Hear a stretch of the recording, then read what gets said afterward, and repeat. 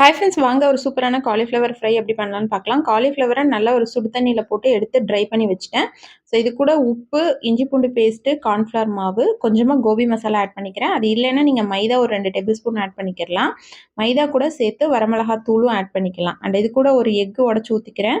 So உடச்சி ஊற்றினதுக்கப்புறமா கொஞ்சமாக பச்சரிசி மாவு அண்ட் இது கூட ஒரு ஹாஃப் லெமனை வந்து ஸ்குவீஸ் பண்ணிக்கலாம். நல்லா புளிப்பாக டேஸ்ட்டாக இருக்கும். அது ஒரு டிஃப்ரெண்ட் டேஸ்ட்டாக இருக்கும்.